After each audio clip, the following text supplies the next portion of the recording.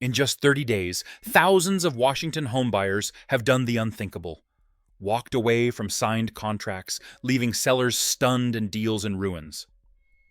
Today, we're breaking down why buyers are suddenly canceling home deals across Washington, why the governor is scrambling to calm the panic, and what this shift really means for your money, your mortgage, and your next move in this market. If you were under contract today and your payment jumped by $400 a month overnight, would you still close or would you walk away? Tell me in the comments, close or cancel, and why. Not long ago, Washington's housing market felt like a stampede. Homes selling in hours, buyers waiving inspections, and offers flying tens of thousands over asking. Now, those same neighborhoods are watching deals collapse days before closing. Sellers who once sorted through 10 offers are staring at back-on-market status and wondering what went wrong. That emotional swing is brutal. When confidence cracks, even solid markets wobble. The big lesson? Don't assume yesterday's frenzy protects today's contract. Price, timing, and buyer fear now matter more than hype. In this phase, survival favors the realistic, not the nostalgic. Here's where the quiet panic really starts.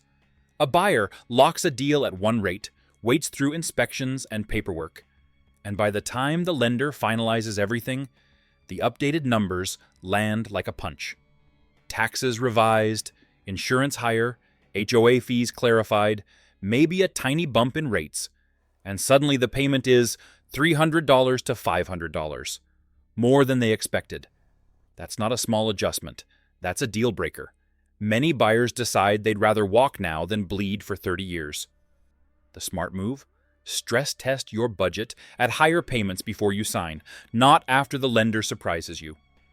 During the boom, buyers were so desperate they shrugged at leaky roofs and old furnaces. Today, that same inspection report reads like a horror novel. Foundation cracks, aging plumbing, knob and tube wiring. Issues that were once, "we'll fix it later," are now reasons to cancel. Fear loves detailed inspection PDFs. Sellers are shocked when buyers demand big credits or simply back out. But the power dynamic has shifted. Buyers feel they finally have options again. If you're selling, you can't ignore this. Get a pre-inspection, fix obvious issues, and price in reality.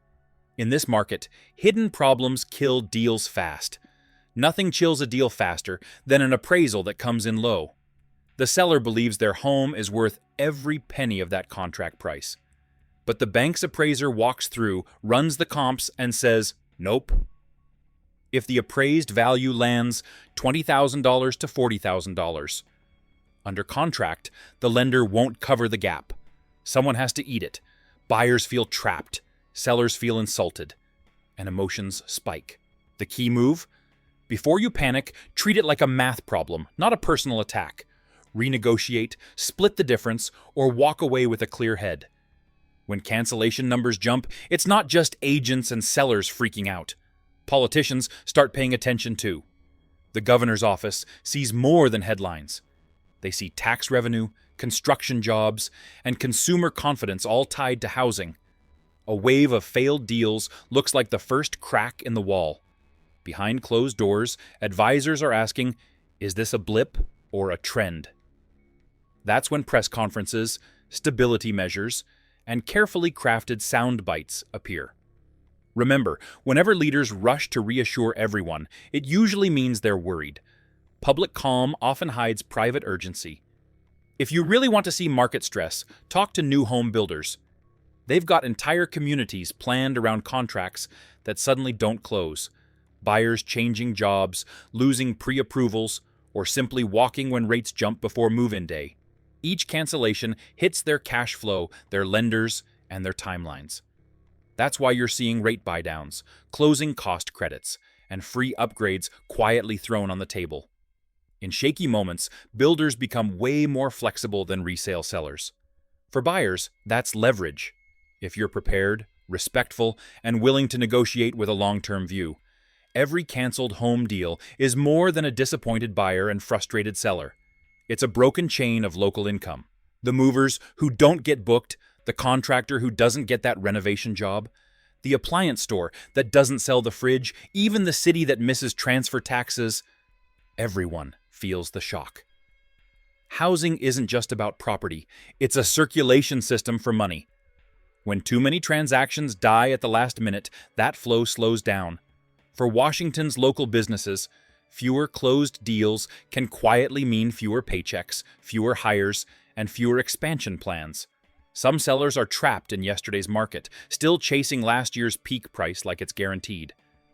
They watched neighbors sell in days, ignored early warning signs, and now they're staring at price reductions and nervous buyers who suddenly have options. Emotionally, it's tough. No one likes admitting they missed the top. But the market doesn't care about pride. Overpricing in a cooling environment turns your home into free advertising for better-priced listings. The smartest move now?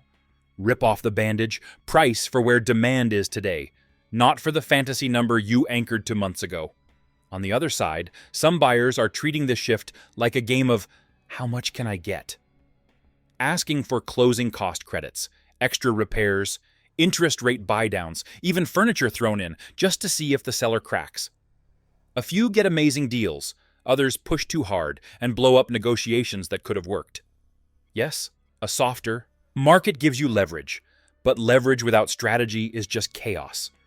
Instead of demanding everything, focus on what truly improves your long-term position. A sustainable payment, solid repairs, and terms that protect you if conditions change again. If this breakdown is helping you see Washington's housing market more clearly, take 1 second to support the channel. Hit like and subscribe. It tells the algorithm this matters, and it helps more people avoid getting blindsided by what's coming next. And if you want a deeper breakdown of your city, drop the name below. I read the comments, and your area could be the next one we expose. The hardest hits aren't evenly spread. First-time buyers with tight budgets and minimal savings feel every last-minute change like a body blow. Sellers who already bought their next home are bleeding too, double mortgages, bridge loans, or rent stacking on top of everything else. When one deal collapses, it can trigger a chain reaction of financial stress. The real danger isn't the cancellation itself. It's being unprepared for the delay. Survival tip? Build a buffer that assumes your timeline will go wrong before it goes right. While most people focus on fear, a quieter group is watching with patience. Cash buyers, investors with reserves, and regular families who prepared months ago. When a deal falls apart, the listing often comes back with softer terms and a more realistic seller. That's opportunity disguised as chaos. The advantage doesn't go to the bold, it goes to the ready. If you've got financing locked, savings intact, and emotions under control, canceled deals aren't a threat.